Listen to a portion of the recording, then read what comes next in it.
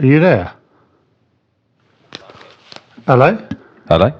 Your video's not. How you doing? Genuinely tired. Me too. I'm fucking exhausted. Yeah. Oh, God. Glad you said that. Yeah. Well, I'm not glad, because I wish you weren't tired. We're all going to be tired.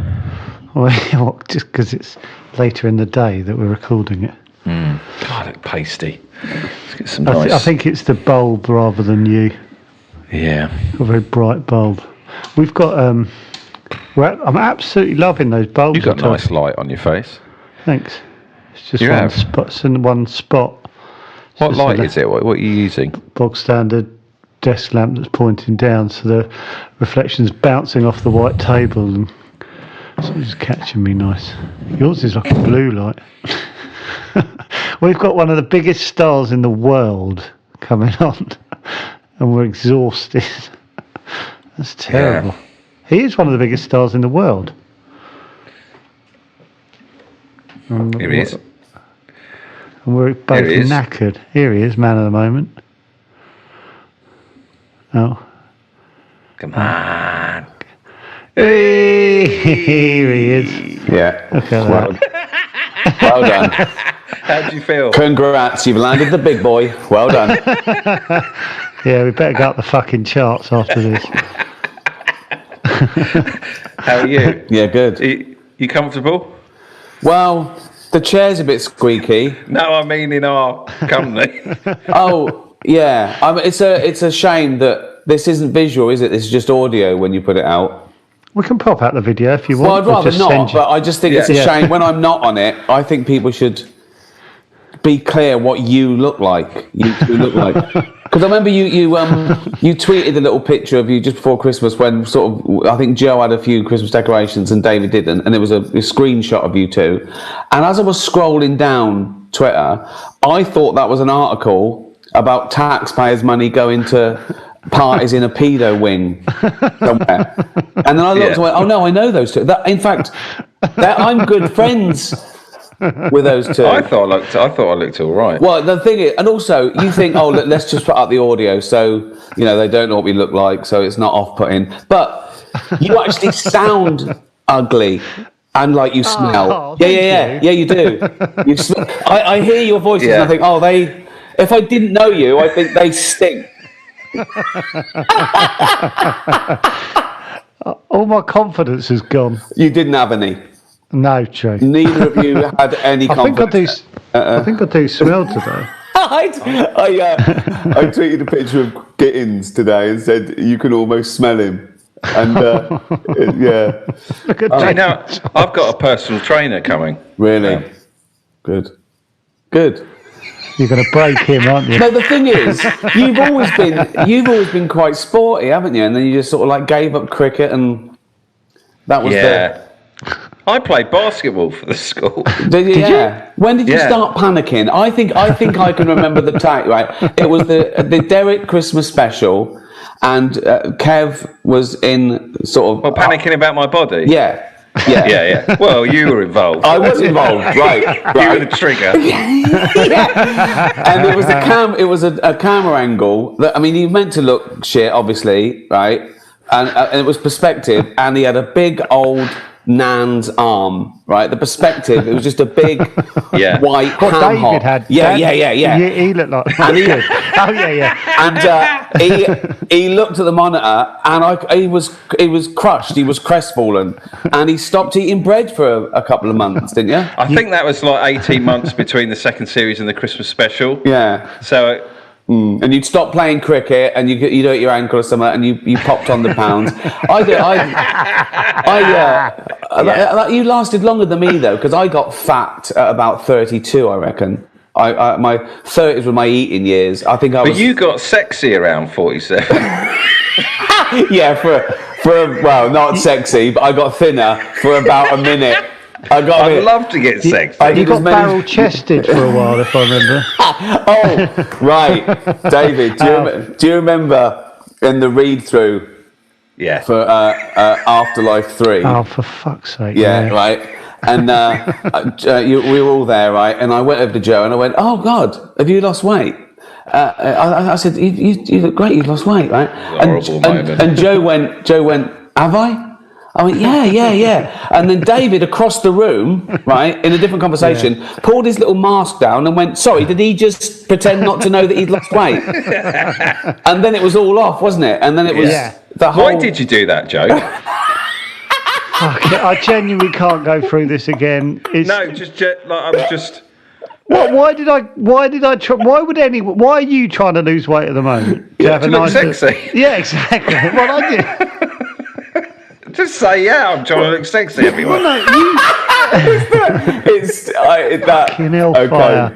This is going on for well, when I joined, because I was getting loads of shit for you, but then I joined the first day on Afterlife, and 3 or 4 walking to set, 3 or 4 people came up to me and said, David said you're trying to lose weight because you've got to take your top off. Yeah, well, that's what I heard. On a different show, I'd like to point out. Wasn't it? And I was like, what? Didn't you have to go on the beach in cocktails or something? So Dave, we were. This is what happened, Rick. Like, we were just chatting like this, and suddenly David went, I know why you're losing weight. Just out the blue. We weren't even talking about it. We were just talking about something else, and it was obviously rattling around in his head. He said, because you got to take your top off in that beach scene, which was about 7 months away. Yeah, we're all tied in though, all the time. No, it didn't tie in. You tied it in. Well, it's a huge fucking difference. If you've seen that documentary, is it Pumping Iron with Arnold Schwarzenegger? Oh, yeah. He misses his dad's funeral because he's got a show in 6 months. So I think. Why? What do you mean? Why didn't he go? Because he missed a training day. Yeah, he couldn't miss a training day. Yeah. We're very similar in that. So that's what Joe was thinking. He was thinking, this is such a load of bollocks. It really annoys me because it got such momentum. And then you made it weirder by on the day that I had to take my top off. You just didn't say anything. So I had it in my back of my head going, that's clever. That's exactly the right way to play it. Yeah, that's play it seriously, like no mucking around. So that really spooks you. Yeah, exactly. It's like when a group of mates are playing pool and they're mucking around. Then one of them does a really good shot. He doesn't muck around. He goes to the next shot like he meant to do it. That's exactly the way to play it. Because on the day when you took your top off, I didn't want you to think about your body and taking your top off. Well, you'd been talking about it for about 13 months. I was looking at your body a lot. It was so, Joe. It was when how heavy were you at your heaviest then? Oh, my heaviest about 16 stone. Someone showed a picture of you from 2 years ago wearing a t-shirt, and you look pretty heavy. Yeah, but the thing is, right? You could carry that. I didn't ever think, oh my God, Joe's a big fat bloke. No, I never did. No, never. And also, how much have you lost? 3 stone, 4 stone? I'm about 13 and a half now. See, it doesn't. Again, obviously you are fit, and you've got to take your shirt off to show it because the beard and the hat and everything hides it all. So you're saying it's fucking pointless. Well, basically. To me, you still look like a bit like giant haystacks, right? And I don't think of what your size. It's the beard. All the other problems. The beard, the glasses. What I'm saying is, you might as well get fat. You might as well get fat. Yeah, I know. I'm feeling that. I think it's just need to say you want to look nice, and then you do. Right. But why do I have to say it out loud? Why not though? We're two mates. We're trying to help you, right? No one's listening, right? So why don't you just say, David, Ricky, I could be a good-looking guy. What are you? 6'1", 2? 6'1", I think. Wow, you could be like that. You could look like that Jason Momoa if you really put in the. Well, if I put in the, do you know what that actually affected me? In my head, I went, "Could I really?" But like for half a second, then I went, "Of course, I fucking couldn't." But for a minute, I was like, "I got a message through from someone. I think it was an Afterlife fan, just saying that you were hot." Anyway, I don't want to keep talking. No, it's not. It's not fair because let's be honest. It's not fair. It's not fair. No, because let's be honest, David. We are not. We're not hunks, are we? We're not. I'm horrible to look at when I've, like in the mirror in the bathroom. Yeah, So I look like, I don't know what I look like. Can I tell you a secret? What? It's nothing major, but I was in the hotel room on Sunday and it had like a floor to ceiling mirror, and I was having a shower and I just had a little look. Yeah. It was horrible. I always think I look like some sort of fat old gangster who went to prison about 40 years ago. You do. But do you know what I mean? And then I've come out and it's the world has changed. I'm not Mr. Big anymore. I'm doing odd job. Exactly the character in the film. Yeah. He comes back after 15 years away. Yeah. And oh my God, you are! And now he's he's collecting a little bit, and he's he's still got his knuckle duster, but he doesn't. Yeah, he still and he still thinks he can pull the level of Bird that he could 15 years ago. And he clearly fucking can't. Oh my God, yeah. Because I'm in my 40s, I still feel like I've got 5 years where if I put the good work in, I can get. When you say you're in your 40s, how old are you then? I thought you were. I didn't think you were. 48 in a month. I thought you were already in your 50s.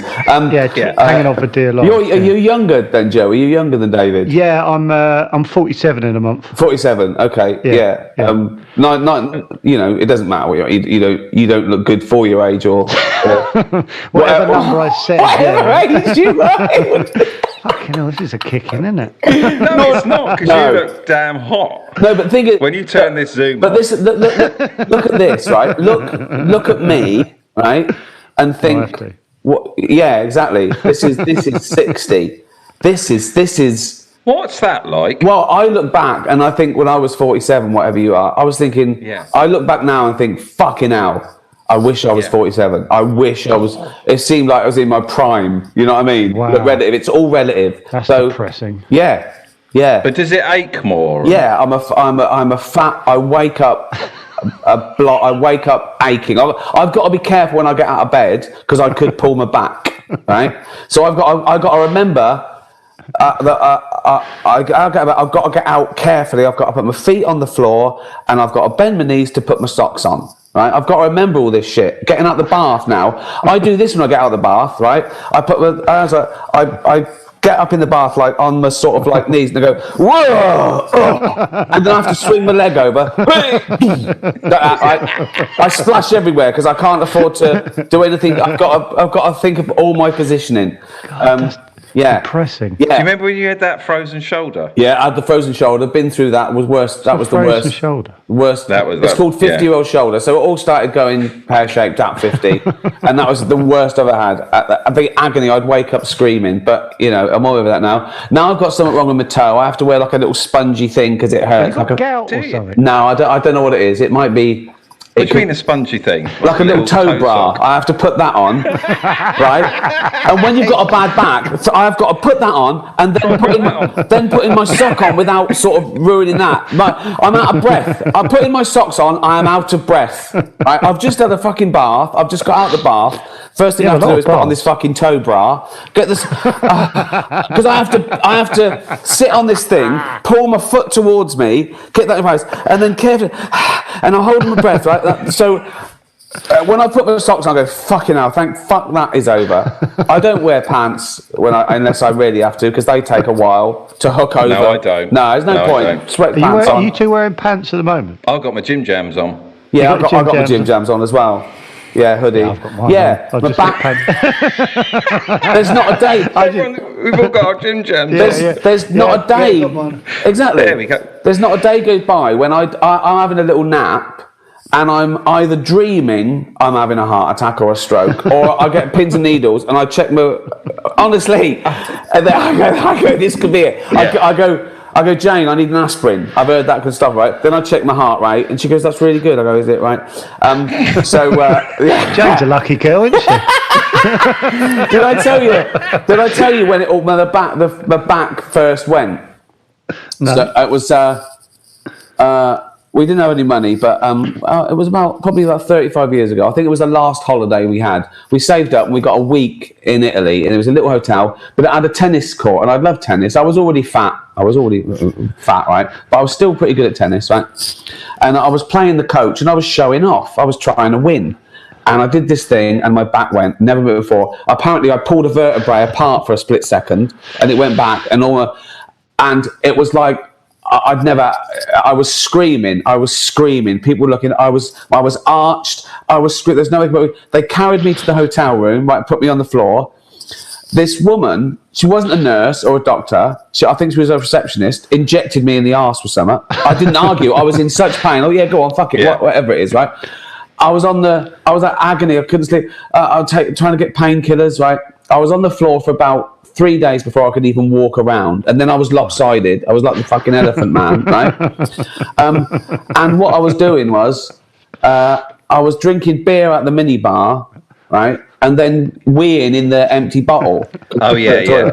Right? And at one point, and Jane was emptying it for me, getting me another one. At one point, hell, she's been through the fucking ring. At one point, she went, "Can I leave that a minute?" I went, "Why?" She went, "It's still warm." Right? So that was her holiday. Yeah, I've had like 3 or 4 saucepans around me, and Did you're back though? Because you're loads. Is that your? I gave up football. Is that your weight though, or have you done something? Because apparently weight does it. If you lose weight, you get a better back. Because it's like, do you? Yeah, the way you when stand. When I go out running, I just feel like I'm carrying a big old. I give up now straight away. As soon as my foot hits the floor, there's a shock that goes ankle, knee, back, right, headache, right. I go fuck it. I'm walking, and I walk because Joe's doing a marathon in. No, he's not. Yeah. Bet your fucking arse. Oh my God! You are honestly, you are the new Jimmy Savile.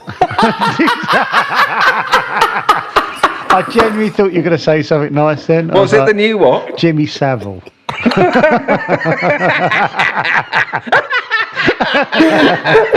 Why did I repeat that for? That's amazing you're doing that. It is amazing. Done it yet. What's driving it? I want to get to what's driving it? Well, the bucket list thing. He wants to look good. He wants to look sexy. He wants to feel good about himself. I'm running a marathon to look sexy. There you go. Right. He wants to do that marathon. Come home with his little medal. Get naked. Stand in front of the mirror with that medal on. Right. And he will say, "Well done, Joe.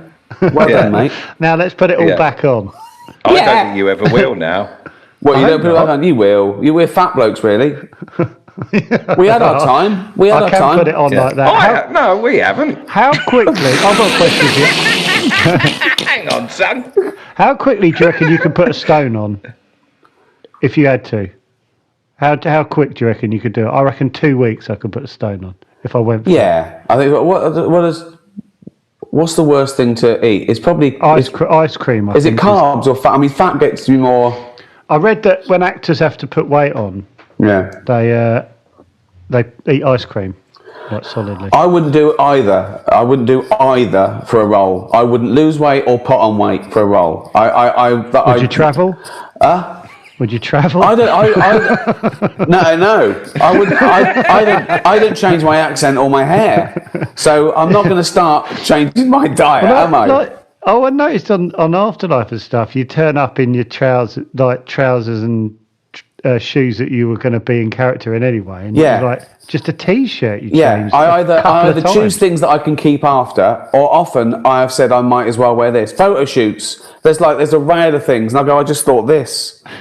And that's why I'm usually they might get me to put a coat on over the top of my own clothes. I can't be bothered to get changed. I can't bother. That's why I don't go to the gym. I can't be bothered. I've got a gym at the end of my street. I can walk there and walk straight back home again. But that's why I don't go to the doctor. I can't be bothered to call up. If I had a little doctor in the basement, I'd be down there every day going, "What's this? What's this?" But as soon as I think, "Oh, I'm going to die," imagine that. And Jane goes, "You've got to call the doctor." I go, "Fuck it. I'm not doing that. I'm not fucking calling someone. I'm not going to get the phone out, find a number and call someone. I don't want any admin in my day. A little bell you can ring and some poor bastard has to check you out. Yeah. Yeah. Why is this clicking? Yeah. Yeah. Are you worried about, apart from, obviously the big ones are still there, still worried about heart, stroke, cancer, all that. Are you worried about all those things? David aren't you? I'm worried about multiple sclerosis, right? motor neuron disease. Yeah, that's getting... Because... Yeah, I know. No, I'm not going to say it. No, I know. Listen... Don't need to put this out. I'm a hypochondriac, so it's not me trying to be sort of like dark. I do think... No. I do think... It'd be... I think... You know what I think? I think it'd be a terrible waste. Wouldn't it? What, of me? No, if I died. No, not you. Rick. Yeah. No hesitation, Rick. No. Yeah. Yeah. Is Jane? Obviously, I assume Jane has to obviously put up with this. But with your hypochondria, does she just get on with it, or does she ignore you? Well, because I mean, she can't win because either if she thinks there's some, if it's genuine, obviously she's worried. She can't go, don't worry about it, which is what I want to hear. So she'll say the mildest thing, like, well, if you're worried about it, go to a doctor. And I go, what, you think it is cancer then? Yeah, I was going to say that's not right. You want, you want someone to go, it's not that because of this. What she does is look at Google without telling me and gives me the good news.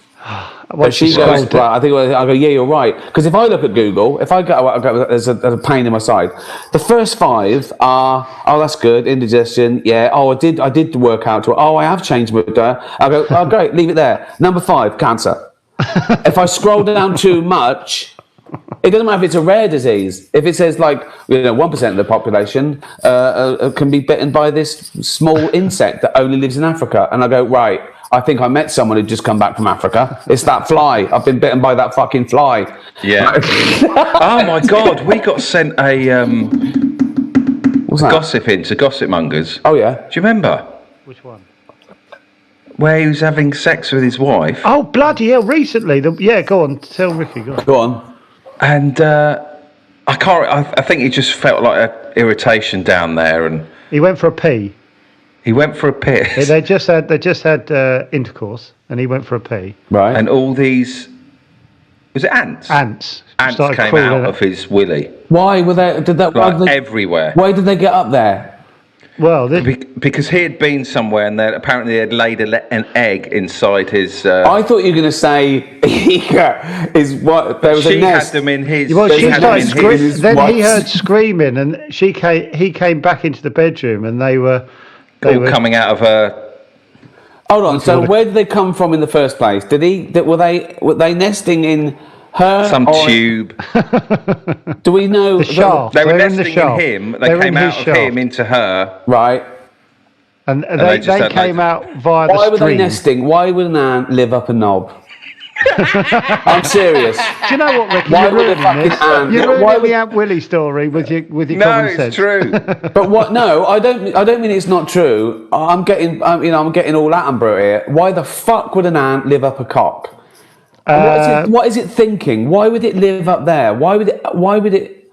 What's the point? Well, let's work out why you'd want to live up a knob. Hold on, though. So do they get a choice? But wait a minute. So, you sure it was ants and not some sort of parasite? Well, it might have been a parasite. I think for ease of story, he said ease of emails. I think I'm going to lose a lot of respect for ants. I can see there's some fucking parasite, but if that's true, then I've lost a lot of respect for ants. But there were loads of ants. Have you heard that? There's one which climbs up your piss. Have you heard about that? Yeah, the little fish. The little fish, yeah. Yeah, that's always break the stream. There's some amazing parasites out there because they often have to get into a warm blood animal to complete their life cycle. So there's one parasite, right, that gets in a stickleback, and usually a stickleback will flee the shadow of a heron, right? But this parasite changes the stickleback's behaviour so it doesn't flee the shadow, so the heron eats it and then it can complete its life cycle. How mental is that? How amazing is that? I know. But these ants, I'm disappointed because I thought... Well, they're not as sophisticated as that one, I'll give you that. They're like knobs. Right, I've never heard that before. And do you think he was telling the whole story? Do you think that we do get a lot of bollocks? Do you think he had been put in his willy where it shouldn't be? What, in an ant's nest? In an ant's nest is that would be... Why shouldn't you put your knob in an ant's nest? Well, Clearly, Open your bloody mind, Ricky. Yeah. It's 2022, mate. We do what we want. Imagine that, though. That's amazing. Yeah, there's some horrible stories about that. When I was about 13 or 14, I had a little toad. I kept a toad in my bedroom. I had a little vivarium out of an old window, right? And I kept a toad in there, right? I'd seen one at the museum. They had a little toad in the Reading Museum. It was just a toad sitting there. I thought, I'll have that. Right? It's cruel. In retrospect, it's cruel. I kept this. What, you nicked it? No. I thought you nicked it. I found my own toad and built. Not that anyone owns toads. They're wild. You don't own them. Right? It was a common toad. It was by the pond. I thought, I'll keep that little vivarium, right? I made it a little house and everything, right? And I kept it there for about a year, I think. And I'd every night before bed, I'd go out and I'd find a little woodlouse and I'd go up and feed it, right? And then one night I couldn't find a woodlouse or a worm. It was dark. I left it too late. But I found a centipede, right? And I went up there with a centipede, and it wriggled out and it got away. And I'd remembered a story where a centipede had laid its eggs in this little girl's head, and they came out of her ear and she died, right? And I slept with the light on for about 6, because I knew they didn't like the light. So I thought that centipede is aiming for my ear now. That centipede is going to end up in my ear, right? So I find that more depressing than you pissing in bottles.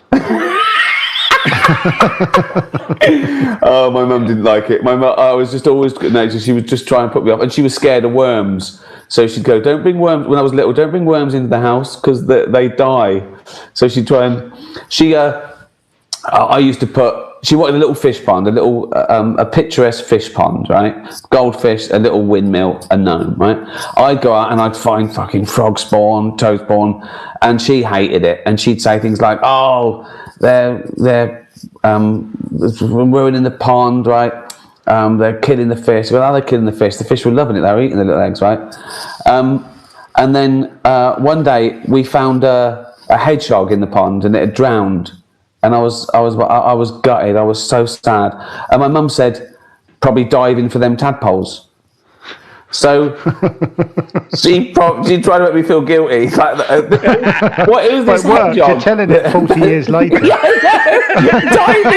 Probably diving for them tadpoles. hasn't affected you in any way, has it? Do you know what my mum told me once, right? I must have been about, I don't know, 7 or 8. And there must have been some sort of local paedophile, right? And she said to me, "Don't go in the public toilets in the park anymore." And I went, "Why not?" Obviously, she couldn't explain why not. So this was her alternative. This was like, she wanted to keep me out there, but she didn't want to explain paedophilia. So she went, "There's a man going round who cuts off little boys' willies." Oh, so she made it worse. I didn't go in there though. I didn't go in there. Oh, fucking hell, I know. Before you came on, Ricky, Yeah. Joe said, "Fucking hell, he's one of the biggest stars in the world." Yeah, and we were too knackered to. But my thought is, what's my thought? What's that like? Well, it's different, isn't it? It's not like it's different.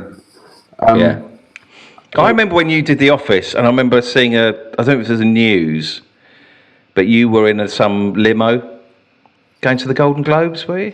Oh, was that the clip on the way to? Yeah, I remember that. Yeah. And I just, because I wanted to do comedy, I was just like, flipping hell, what is that like? Because it just caught a light. What you didn't know, I think if that was the first time I went to the Golden Globes, I remember.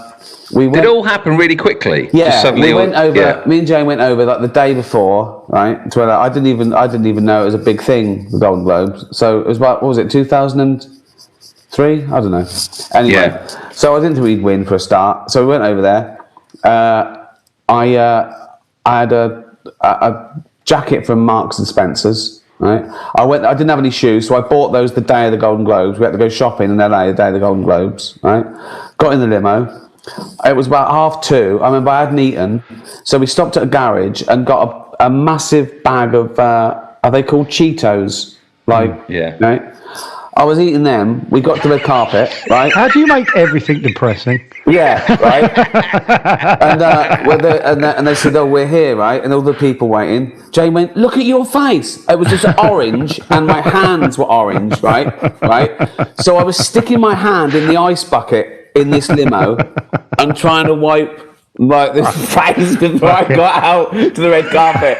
And the first time someone said to me, "Who are you wearing?" I went, "What do you mean?" Jane went, "Who's the suit?" And I looked and I said, "Marks and Spencer's." And they just Yeah. Maybe that sounded really cool in LA. Marks and Spencer's. Yeah. But when it all kicked off, did you have sort of time to go, wow, or were you just like, oh, we're doing this now, we're going over there now? And... I could do without it. Honestly, even then, I was already 40, so I'd already found my fucking favourite chair. I think that's, I don't know. Because that clip you showed, I remember you sending me that clip, David, and saying, because you're on the way, and it's weird because it's like probably like an hour and a half before everything changed forever. Do you know what I mean? So you're in that limo. Winning the Golden Globes? Yeah. Did it change everything? So it was like... I guess it did. Well, it sort of did because, it's got a big global audience. So people... At the time, it was on BBC America. And I think it was the highest rated show on BBC America, The Office, right? 1 million.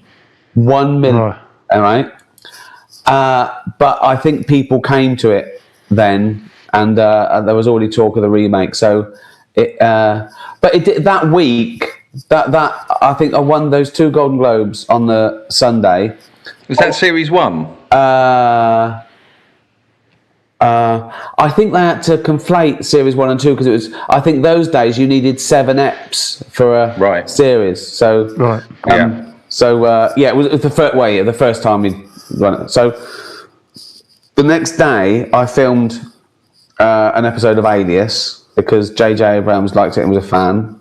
Right, I was only there for stressful. Was that stressful? Yeah, I didn't know. I mean, I still haven't watched it. It. I was with him day before yesterday. Actually, he popped over and we went to dinner. And he said I still haven't watched it. And he said, "Oh, it was great. It's good." But I can't. I couldn't watch myself acting seriously.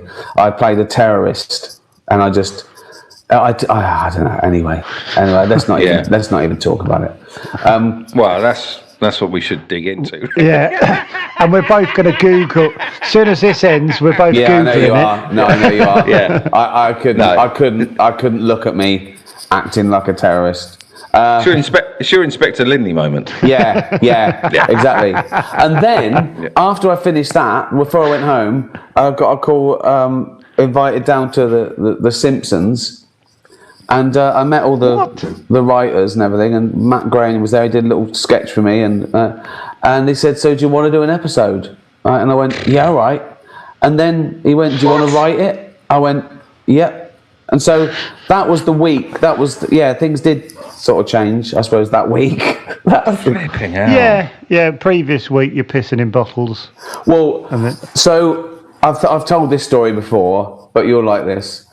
So after the first series went out, I was sort of newly famous, and I was invited to one of those VIP events at the BBC, right? And David Bowie was performing, right, on this. Anyway, so we're in the green room, and the then Director General, Greg Dyke, bounced over and said, "You're a huge Bowie fan, aren't you?" I went, "Yeah, I've loved him for years." He went, "Do you want to meet him?" I went, "Okay." So me, Jane, Greg Dyke, walking. He went, Salman Rushdie joined us, right? So we went down, met David Bowie, went, "Oh, hi." He said, "Did you enjoy the show?" I went, "Yeah, it was great." He went, "Good, thank you. And that was it. He didn't know who I was. I'm sure he didn't know who I was, right? The next day I was in the pub, and my mate went, "What'd you do last night?" And I went, "Nothing." Nothing. What am I going to say? What am I going to say? I was just like, a week later, I get an email from David Bowie. He can do that. He was David Bowie. And it just said, The Office. He must have said, "Who was that little fat bloke?" Right? With my teeth. Right? And I said, "He did The Office." He said, It said The Office. He said, I watched, I laughed, what do I do now? And we sort of became pen pals. Yeah, he was a fan of The Office, yeah. Mad, isn't it? That was mad. Yeah, it is. When it all happens so quickly. Yeah, it doesn't seem like that, though. It just seemed like I took it all with a pinch of salt. You know, I remember when I won the first BAFTA, won 2 BAFTAs. I was sitting at home, me and Jane, having a drink, 2 BAFTAs on the table. I was like 41, and I went, why didn't I do this earlier? And Jane went, because you wouldn't have been any good. And that's exactly right. You know, I don't think you don't want to. You know, I don't think it's very different. I feel sorry for people who are famous at 18. You know, because it's like you've got to. I think you've got to know who you are before all that stuff happens. Otherwise, you'll pick up all the symptoms. It'll define you. You will never be a normal person. I think it's like being born rich. You can, you know. I feel sorry for people who've never had to work in their life. I genuinely feel sorry for them. Who wrote Good Will Hunting? Who wrote that? It was the two. Ben Affleck, wasn't it? Ben Affleck and Matt Damon. Yeah, Matt Damon. I'm pretty sure I heard a story. Matt Damon won the Oscar for that, I think. Yeah, and he was in his 20s. And he was at an after party with his award. With his award, and he went upstairs and had a piss, put it on the sister, and he just looked at it and went, I'm so glad I've won that young, because it's just an award on a bog. Yeah. It's like, I'm glad I'm not chasing that all my life. Now I can just relax. Oh, that's a very interesting thing, right? Have you heard Louis C.K.'s routine about Good Will Hunting? No. Where Matt Damon, he gets the girl's telephone number and he puts it against the window and says, do you like apples? And the guy goes, yeah. And he goes, how do you like them apples? And Louis going, it relies on him saying yes to do you like apples? He said the whole film relies on this guy. Do you like apples? What? Yeah. What? Do I like what? Yeah. Do you like apples? Why? Yeah. Why do you what? Just say yes. Yeah. Yes. I'll forget it. That's funny. Oh God. So is this what you normally do? Just chat like this? Go anywhere? And there's no structure we should be doing. We don't play a game. There's no fast. I did have. Do you know what? I had one afterlife question. Yeah, go on. Oh, you were going to do a quiz? Yeah, I know. And then I knew you would be asked. He was going to do a quiz. Even this is. I'm like, this is what pathetic. A quiz? Just a normal general knowledge quiz. He was going to do an afterlife quiz to see if you know the names of the crew. See if no. So okay. Who is this person? Only spent 4 months with them. I don't want to do it. It's crap. Just ask me a question about afterlife. Okay. Well, you know the bench that you sit on? Yeah. It's a question to both of you. What do you call them? Spindles behind that you lean against? Yeah. What do you mean? How many of those are there on the bench? Oh, what? The verticals? Yeah. 26. I count. Come on. Are they? I assume they're not vertical, are they? I assume they're horizontal, are they? No, they're vertical. Oh, so. Yeah, the slats. So you meant 26. Slats. You're not going to fit 26 in it. Oh, is it a long bench? I'd go. Long bench. I've got to get closer without going over. I'll go 25. 21. Well done. 21. That's the end of that. That's the whole fucking quiz. You dickhead. You absolute. And you said you were going to do this about 3 weeks ago, and you've come. I know. I was like, oh, it's. How did you know it's 26? Well, I counted it before you came on. I was like, what's that? Oh, you went to the show and. In fact, I had to guess some, so it won't be on your back. So you don't actually know. So it could be 26. You know that dog I knock around with in Afterlife? Yeah. Yeah. How many legs has it got? That's 4. Yeah. Correct. Yeah. I've got to go. I'm going to go one less. Do you know what I'm like with filming locations? I get really excited. Are you? Why? What do you? Yeah. What do you mean? Going what if you recognise it, or you just go in there for the? No, I sort of go in search of them. What, like you did with Doc Martin, even though you haven't seen Doc it. Martin, 4 Weddings and a Funeral. But even Like I've seen pictures of like afterlife, like the house. Someone might have put up. Oh, I went down the road and there's the house where. Oh, yeah. Or there's the outside of the office, and I'm like, fucking hell, let's have a look. And I've literally filmed outside, but I'm still like, there we go. There's Hemel Hempstead. Does that make sense? Yeah. Looking at you, it makes sense. Yeah. You're excited about looking at a set that you were on for about a month. Yeah, you're in it. You're in it, David. You're one of the main characters. Yeah. You're one of the main. I know, That would have been where Brian Gittins sat, who I am. I wish I could meet the actor who played Brian Gittins because I'd love that. Yeah, I love it all. Well, it's gone down a storm, lads. It's gone down an absolute storm. We should talk about that. There's a snippet of the outtakes when spoilers when Brian asked to. Tony asked Brian to talk to Pat, the postman, to show Pat that his life isn't that bad compared to Brian Gittins. And then... Not Anus. Yeah. Fucking unbelievable. Anus. How long did that day take? At one point, we were worried about sort of like just getting locals dark with their children. I know, that's some the of the bit things. I said. Yeah. When that was brought up, I was like, oh, God, yeah. Yeah. So there's lots of people with prams. I remember someone... I remember David saying our noose quite a lot, and a woman with a daughter just stood there, and I think I said I'm not comfortable about that, did you bring it up? Oh, what? And they thought you were being all Tom Cruise as opposed to being a moral person. But I was like, because David's going spin around, stick in the Arnoose, go again, and it was being said quite a lot, and there was just a little girl about 5. I didn't just sort of see. stood there with her mum, and I was like, "Why is the mother not taking her away?" Like David keeps saying, "Anus." I think you can't hear because you're outside. You're 20 yards away. Everyone's got headphones on, so we're hearing that. I'm at the monitor laughing, but if you're across the road, you can't hear the thing. It wasn't very far. It was. It was close enough. You go. There's a good chance that child's hearing our noose. Yeah, but what's our noose? It'd be nothing to the 6-year-old. It wasn't the only thing you were saying, though, was it? You were shouting, "Fed on a minge like a hot hominy pie." Yeah, I was celebrating it more. Yeah. So I want to talk about your. And I know this is your podcast, but what's your history, Joe? I don't think I've ever talked about it. What did you do? Where did you grow up? Where were you born? I grew up in Kent. I was born in Farnborough Hospital in Orpington. I worked as a graphic designer for years. I had no interest in it. Did you? Yeah. Basically, I was doing a job that people around me really enjoyed, and I had no interest. And I could feel the disciplinary hearing coming. Right. You know when people are they're into their job and you're not, and you're just going, I'm living. And did you look like this and act like this, like yourself? You didn't put on any airs and graces. Did you shave? Do you clean shaven? No. Do you have a suit or anything? No, just so you look. No. Right, you looked homeless from what age? Yeah, I'd say so. Yeah, from a young age. Yeah. So as soon as you could grow a beard, you looked like someone that lived under a bridge.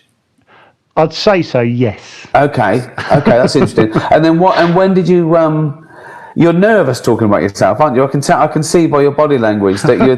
You're thinking. Honestly, I'm chomping at the bit to jump in here. It's unbelievable. Look at you two coming alive, picking me to bits. No, when I first met, do you remember when I first met you, Joe, at the Ginglick Comedy I was this Club? When I said how many gigs you've done. Yeah, it's great. So Joe was emceeing. Great. There's lots of like. So Tim what age Key are you? I'm salivating.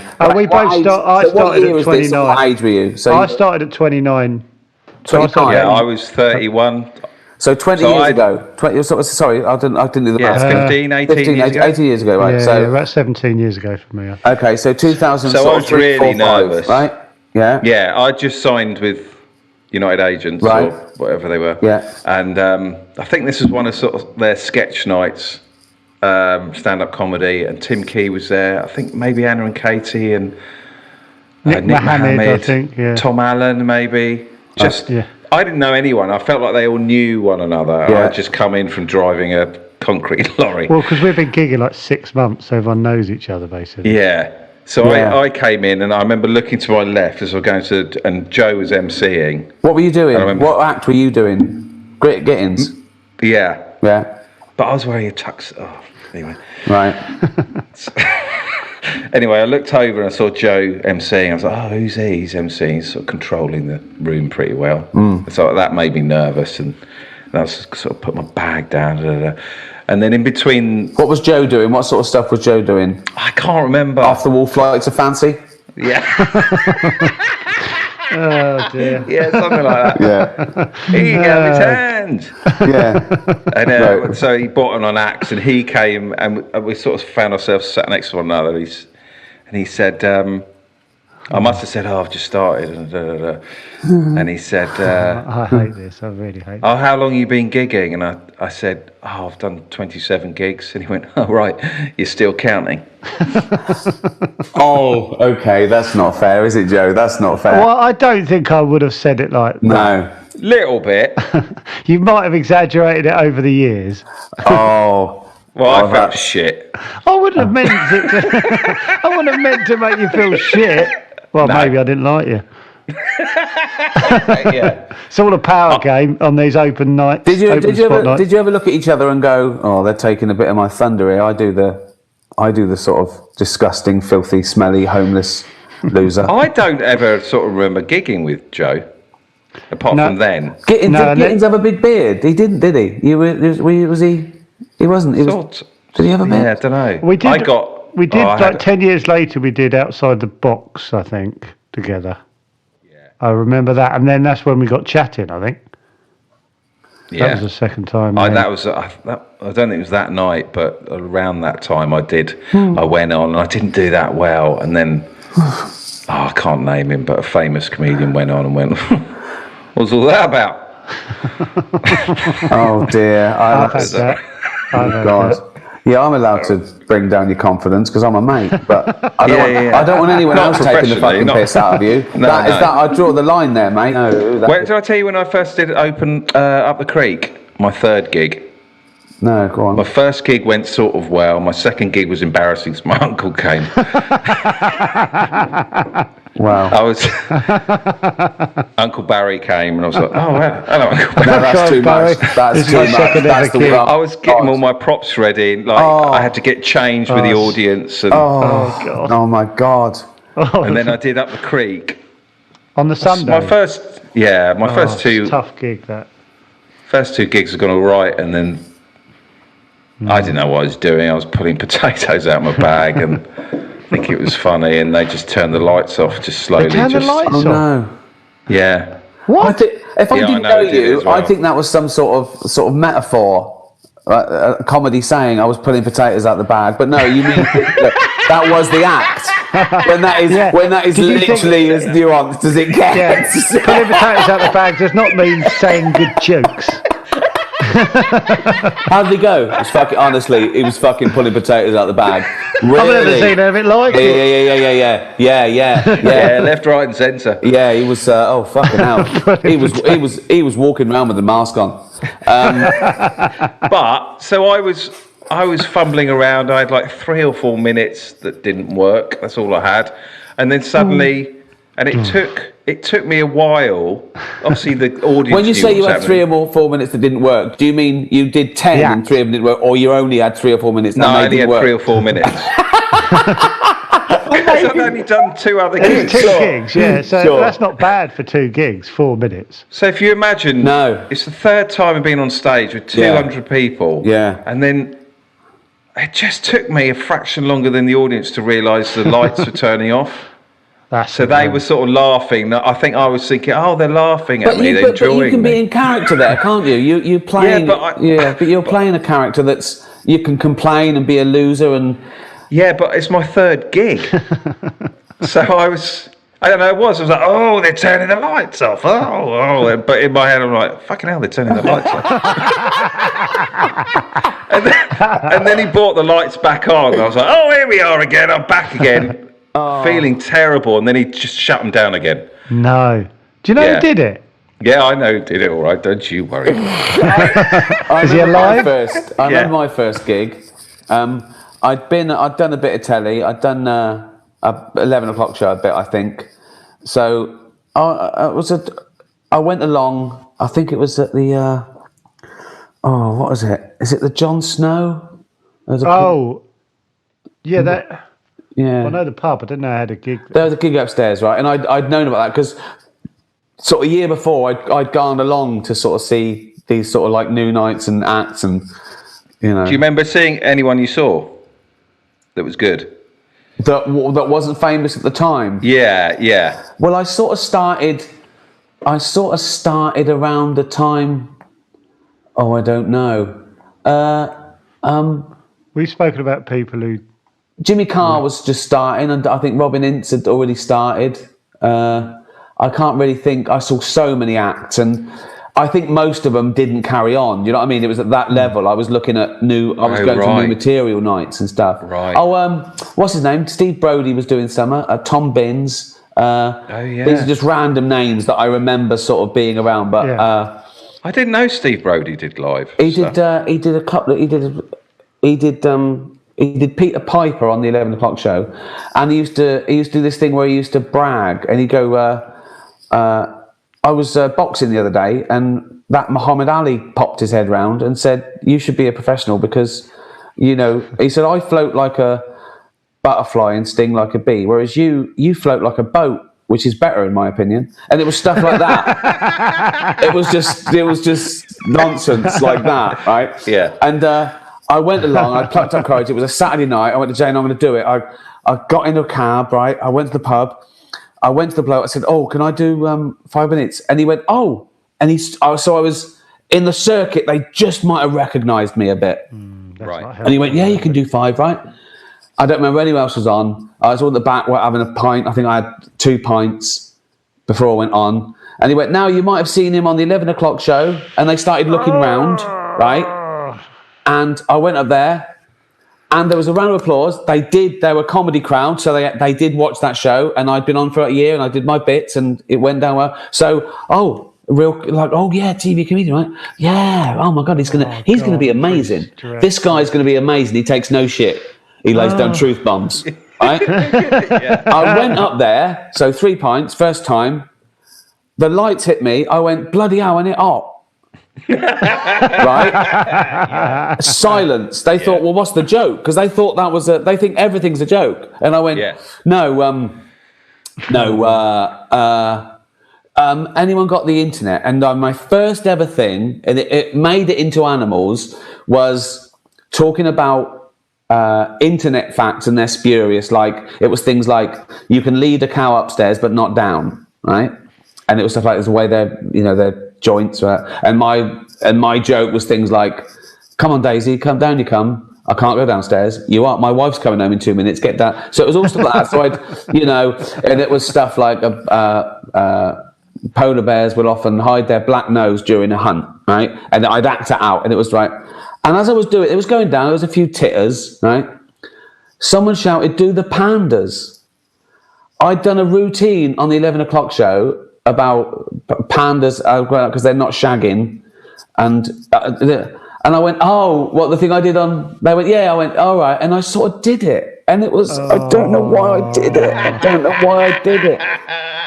I think you're under pressure though, aren't you? Just like, but it wasn't good enough to be terrible. It was just, I was all right. It was, it was all right. Do you remember how you felt afterwards, sort of like that sort of hollow? I was kicking myself. I wanted to go back on and go, no, I know what I did wrong. Let me do that again. But I felt that I disappointed them. He shouldn't have said the 11 o'clock show. That was the worst thing. Yeah. It was this guy's on the telly. He's going to be amazing. You told me once about an open mic spot that you saw die. I put it in the office. I put it to David. Oh, did you? Yeah. The scene where David Brent does his jokes to the Swindon lot is based on that. So right. So it was like a heat of open mic, a moose, right? And again, I was probably a bit further down the line, so I could have done a 20, and I was there, and this guy came up, and he was about 23, sort of nervous. He got up there, and there was about 50 people there, and he went and he was shaking, and I could see him shaking from the back of the room, and I wanted to hug him and go, "You don't have to do this, mate. Do you want some money? Do you need some money? Do you want some money? Here's some money. Go home, right?" I really felt I just wanted him to do so well, and he was shaking like that, and he couldn't speak, right? It was his heart was in. He went, when you're in a taxi. He went, no, and he got some notes out of his back pocket, right? How did you get that wrong? Right, and he looked. He went, oh no, right? And then he went, sorry, right? And it was silence, right? And then he looked over at the promoter and went, I was meant to go on last. Right? Silence. Right? Oh, and God. Then he went, and then he went, if I never do this again, you'll know why.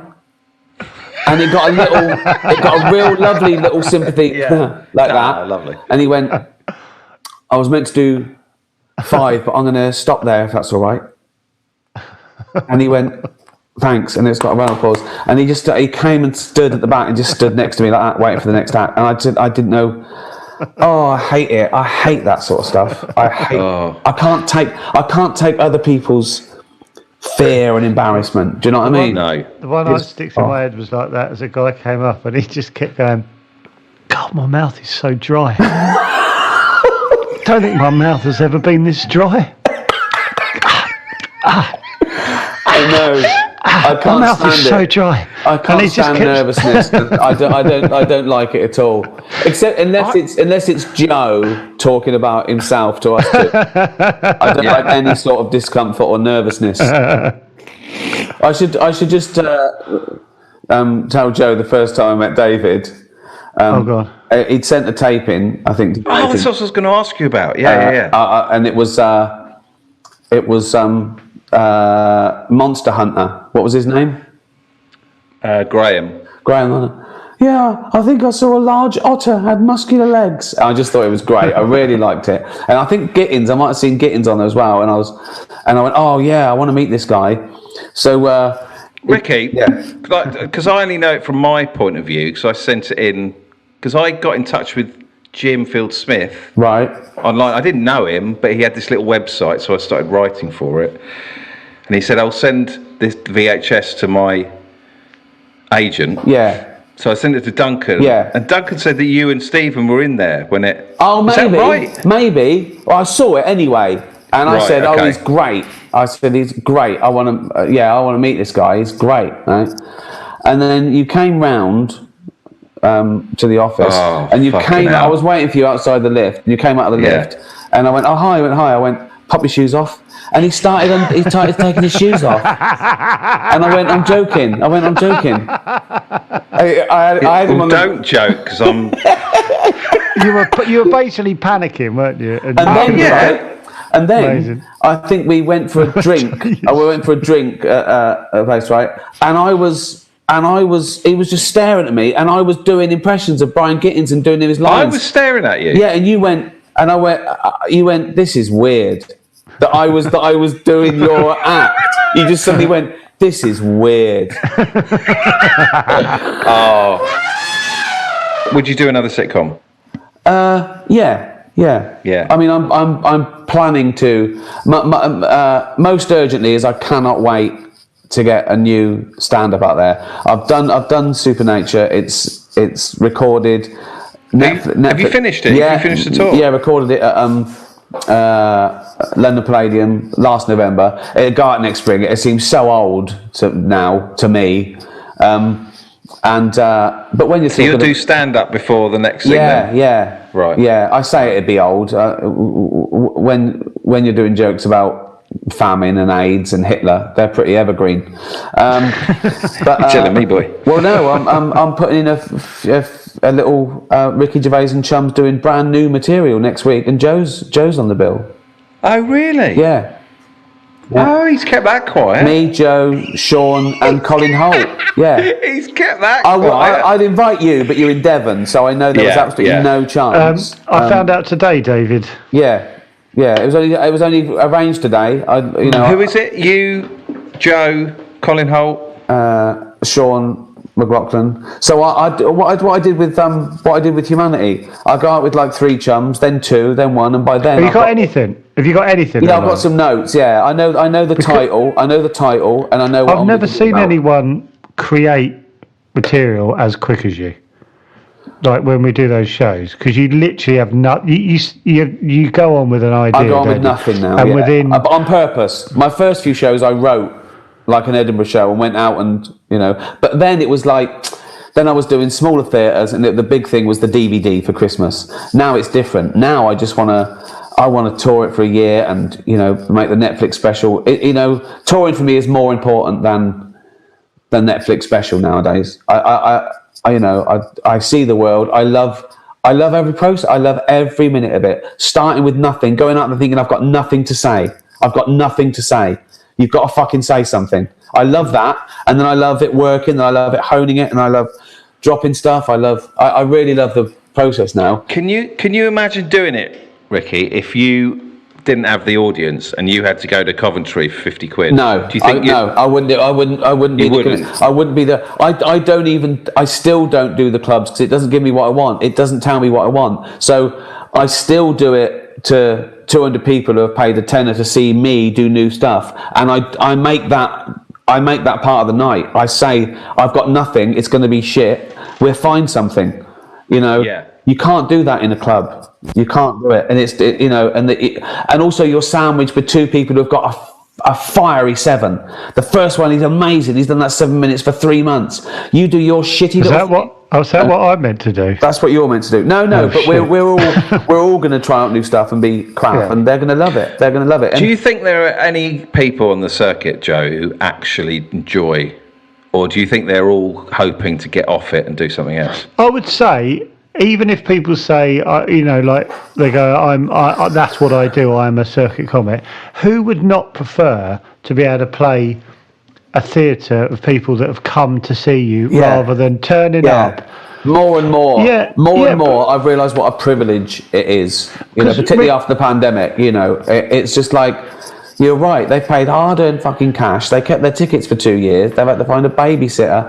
They come up there. The fucking love is immense. Like genuinely overwhelming. Like sometimes I have to make a joke like "shut the fuck up," right? Because it's amazing. It's amazing. This gig will not be like that. It will be fumbling. I've got the title, and I know what it's going to be about. That's all. What's the title? Well, I'm not even gonna. I'll tell you, but I'm not even putting that on the thing because I've just put new material. Right. Okay. But I think my next title will be Armageddon, and it's all the ways I hope humanity could be wiped out. And it's all about me. It's a lighter show than usual. Yeah, it's all me being gutted that I won't see it. I won't see it. Yeah. Cool. Yeah. So it's all about that. I think about those comics who are sort of in their 50s where their bones are aching and they've still got to go up to less. But when you say like travelling, what the thing about the circuit that always baffles me is not like when you do your warm-up gigs, you know the theatre, you know what you're walking into, 200 people, blah blah blah. Yeah. It's going to Coventry and not or wherever and not knowing what you're walking into and going, right, I've travelled 2 hours, this is unplayable. Yeah, it's full of lunatics. Do you know what I mean? And you go, and then you've got to go. My sister was at a wedding the other day, and they don't give a shit. And you go, oh for fuck. Yeah, I like that. I do. Yeah, I've never. That wouldn't be. It wouldn't be any good to me because I can't really. That's not what I'm about. A lot of my persona is about my success and arrogance. So it doesn't work. And if they haven't come to see me, that loses 50% of the attitude that I'm arrogant. Do you know what I mean? And I can it doesn't quite work. It's got to be Well, it shapes people's acts in a way that it shouldn't sometimes because if if you were doing that attitude in the clubs to begin with, and people were just telling you to fuck off, you'd go, that doesn't work. It doesn't work. And you shape it, yeah. and you shape it to survive, Yeah, rather than go, this is the funniest. And then you find yourself 5 years later, you go, I've got an act that works. That's sort of generic. And well, the thing is, it's because I want to be honest. I want to be honest, and we're court jesters. We've got to be low status, right? Now, everyone knows what comedians earn now, and they're in film, so it's hard to do that. So I do it with two ways. One, I let them peek behind the curtain. I go, what, you think it's all fun and games being, this is what happened to me at Buckingham Palace or on the private jet. I show how I lose out, or what the press said about me. This is what this reviewer said. So I try and I play that. And I also do it, I talk about things where I'm much worse off than them. I'm fat and old and going to die. I'm balding. I've got a bad back. You know what I mean? It's so you still keep that. You try and be the butt of a joke, but part of that is I need to be honest. I can't go out there and go, I was signing on the other day. No. You fucking liar. Oh, what is it like when you when you get the bus, the 112 to no, you fucking haven't been on the bus for 4 years, you lying cunt. So I can't do that. I've got to joke about my undeserved Hampstead life, if you know what I mean. Yeah. So if the TV stuff had happened, do you not think you would have carried on with the stand-up? I think it would have been a bit of an outlet, and I'd have done. I might have been, but I probably wouldn't have had the confidence. I probably wouldn't have had the confidence to go out there. What you would have done is what most people do. Is you podcast now. Well, yeah, I think I probably would have, if I had something to offer. I think, and I didn't have the nerve to, I couldn't get something away. I couldn't get a script away, or I couldn't get gigs that kept I think I would be doing a podcast. And do you know what helped me genuinely in the first 3, 4, 5 years is I would die a lot, but you supported me, so I would always have there'd be certain people and comedians on the circuit that I go, oh fuck you, like he likes me and she likes me, that's fine. So it'd be that sort of I'll be honest, I never did. No, I know, and I've got no comeback. Honestly, I think I've loved every character that you've come up with, or that we've come up with, like Kev, or I think I've loved everything. And Joe, I think you two make my life easier because you come ready-made. I don't have to do much. I just have to write some of the words and give you the storyline, and that's the best thing about Afterlife. I think is that because I've been around for 20 years, I was casting before I was writing. I knew who could do these things, so that's 50. But that made my job 50% easier. I wasn't, Yeah. It's a massive gamble, isn't it? When you've got a car, you don't know who you don't know. You don't know if they're reliable. You don't know if they're going to like it. You don't know if they can do it, because everyone comes camera ready to an audition. They've learned the words. They've bothered. Whereas you get them, it could be a huge mistake. What you mean, a different experience when they get on set? Oh yeah, you never know. It depends what you're doing. I mean, I like casting actors who are also comedians, because they give me something else. They're thinking as well. They're thinking, and good actors do that as well. But if I want to do a little bit of improv, or that there's a bit, they haven't got they're not as restricted, I think, as some actors, and they think differently. I think they think differently. Yeah. When you cast me for Derek, I absolutely shat myself, and then I was worried about it for about a month, and I don't remember, but then I got really ill the night in the hotel. Oh, really? It was horrendous, and I couldn't film, so I've been building it up in my head for weeks, and stress. Well, no, it was that virus thing, wasn't it? Because it's coming out of both ends. I forget that. That's weird. It's still weird to me that people are nervous to meet me, because I think I'm the least intimidating person in the world. But then, because I don't know they're nervous, I make a joke And they must think, like, take your shoes off. That wasn't me doing a power play. I didn't think I had to, you know what I mean? So I make it. It was a hell of a power play, if I'm honest. It was incredible. I know. That's me being a fucking idiot with my mates. And it's like something, I can see why. Fuck me, he means it. He means it. That's amazing. Well, take your shoes off in the lift. I mean, looking back, terrible decision. You look great, by the way, Joe. You look fucking great. Yeah, you do look hot. Much. Cheers, Ricky. Do what you want with that. All right, I'll see you next week.